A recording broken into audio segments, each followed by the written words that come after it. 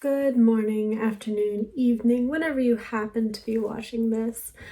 I have recently been informed that perhaps I am making my videos a bit faster than is easy for a beginner to learn from. So I'm going to start over and I'm going to be making the same videos over again and then also of course adding new ones to accommodate beginners, because an actual beginner has informed me that maybe I move a little faster than I need to. I also realized that I hadn't talked about hook size or anything like that. I personally have a preference for smaller sized hooks, but there are fatter ones or skinnier ones. It really just depends on what your pattern calls for the size of the yarn you're going to be using, and the size of the project will really determine what size hook you like. My preference tends to be around the size G. Is that upside down? Size G. Is it backwards now? It's backwards. Anyway, that's around the size that I like and a little bit smaller. There's also different finishes. This is a more matte finish, which I find makes it more difficult to pull the thread through, whereas with a shinier finish, it glides through the thread easier. And then your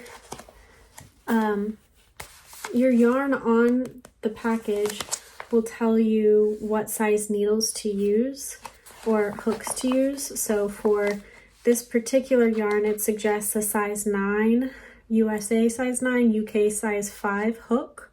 So like a 5.5 millimeter hook. I don't exactly know what size a G is, but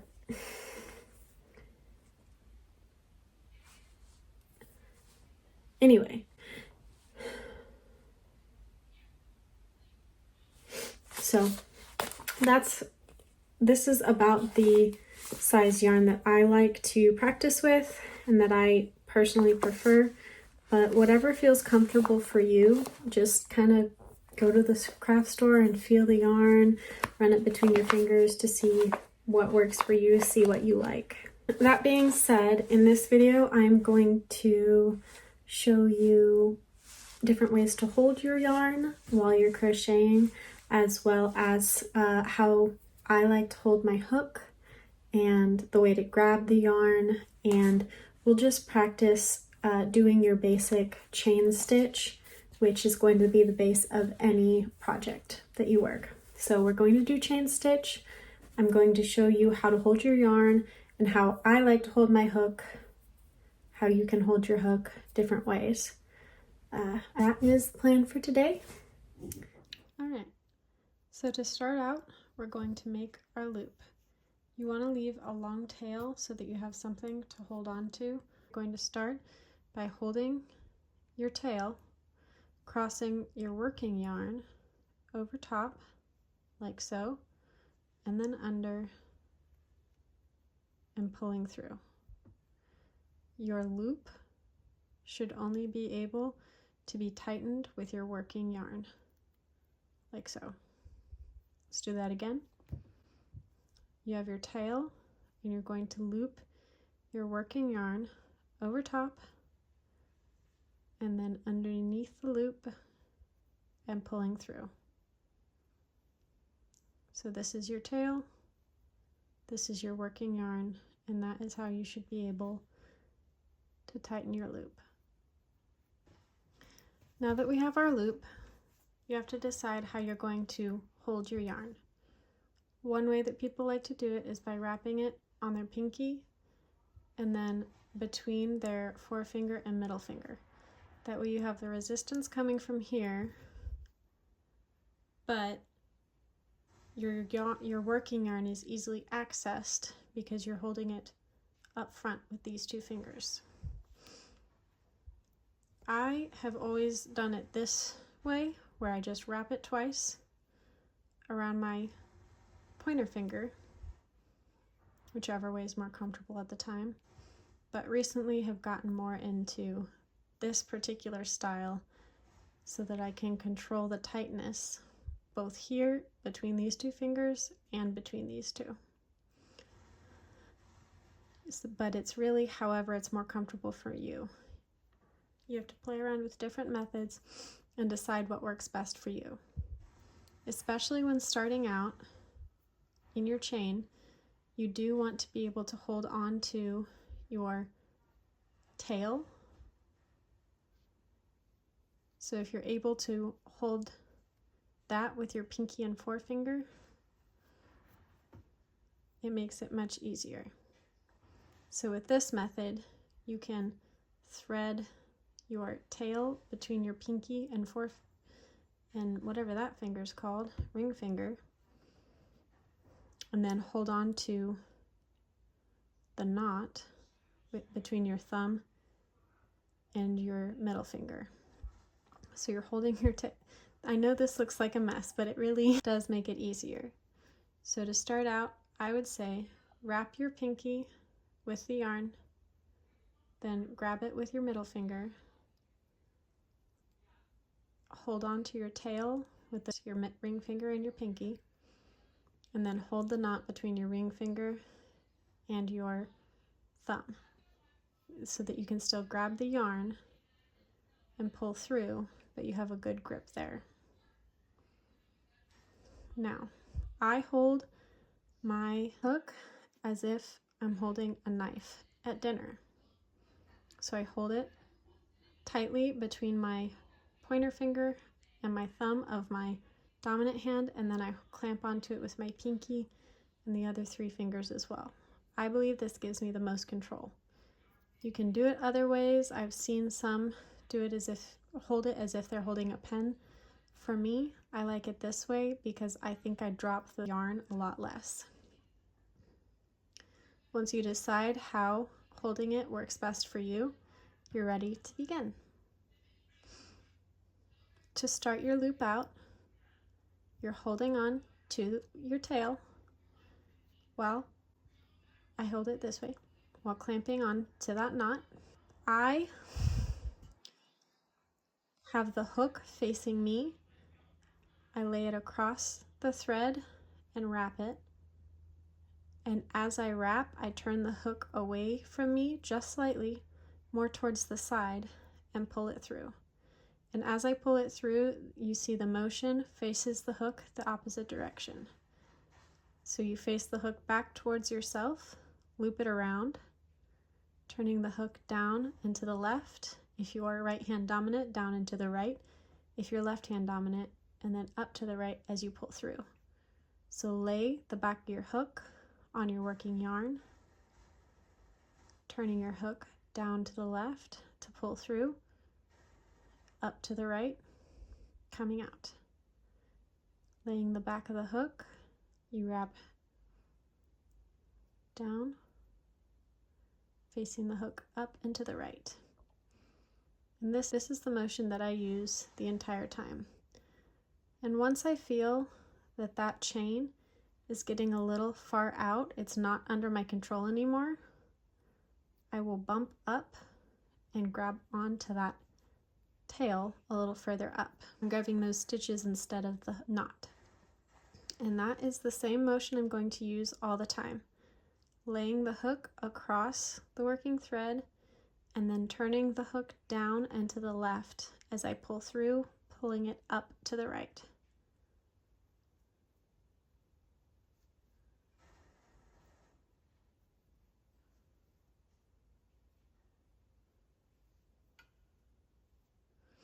As the yarn gets tight here while I'm crocheting,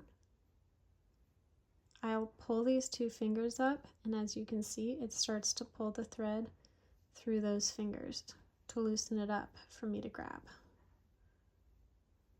So there's a lot of moving parts as you go along. You're taking your hook, laying it across the thread, and then grabbing it by facing down, and as you pull up, you face your hook upward so that the yarn doesn't fall off the hook.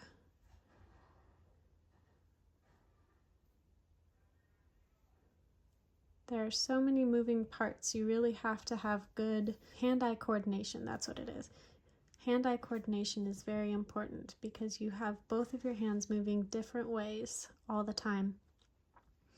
Your right hand is controlling the hook while your left hand is moving the yarn and making sure you have the right tautness so that all of your stitches will be the same size. And that just comes with practice. If your stitches are getting very small like this, see how tight those are?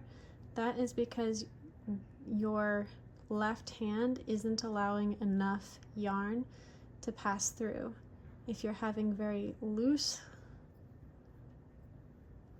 stitches like that, see how tight it is and then how loose it is? That's because you're dragging the yarn through your fingers too easily. So you have to figure out how holding it works best for you to get the right tightness on all of your stitches. Please let me know in the comments if this makes any sense.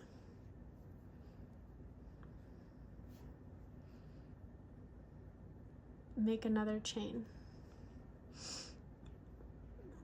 Wrapping it around my hand, I'm going to go over the pinky, up over the middle and ring finger, and then under the index finger, like so. Now, I'm laying my hook facing me across the yarn, then I'm going to turn the hook down while I pull it through my first knot. And as I pull it through, I'm facing it up and to the right. Laying it across the working yarn, facing your hook down as you pull through the yarn, and then up and to the right as you come to grab your next working yarn. Down and to the left, face your hook up to the right, and then go to grab it again, facing it down and to the left, up and to the right, laying your hook across that working yarn, down and to the left, up and to the right, then across that working yarn again, down and to the left as you pull through, moving up and to the right, and you're just twisting this hook back and forth, just like this. Down and to the left, up and to the right. And then you can either bring the yarn to the hook with those fingers, but I personally prefer to push the hook back into the yarn and pull it through. I push the hook back into the yarn and pull it through. Push the hook back into the yarn and pull it through. Push the hook back into the yarn, going down and to the left, twisting up to the right. Back into the yarn, down to the left, up to the right. Push the hook back into the yarn, down, facing your hook down to the left, twisting up to the right. You're just going to continue that pattern. Your hook goes over the yarn and grabs it. Pulling it down and through, up to the right.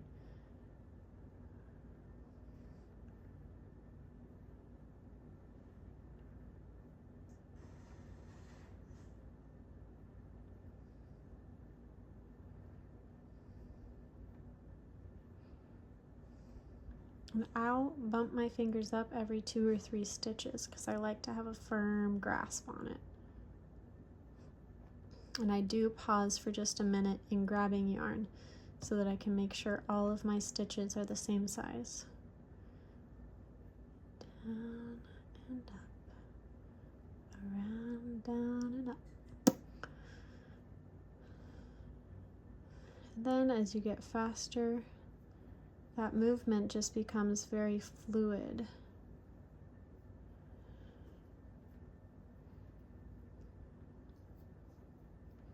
Just like that.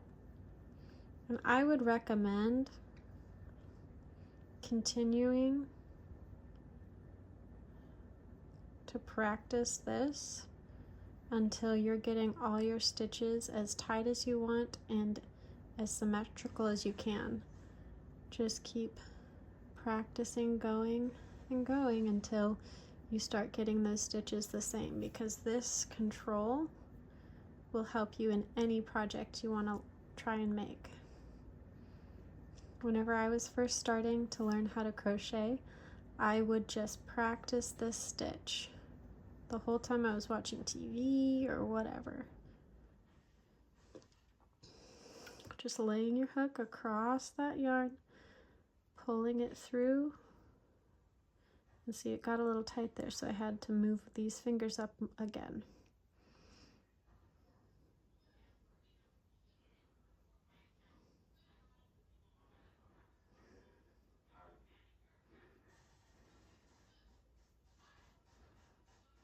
Lay your hook across the yarn, bring it down to the left, up to the right.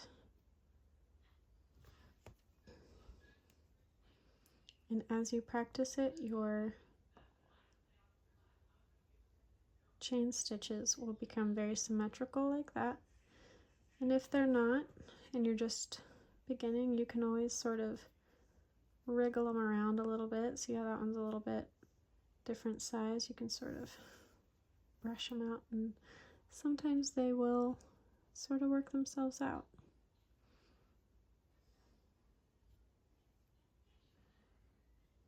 But those are the stitches.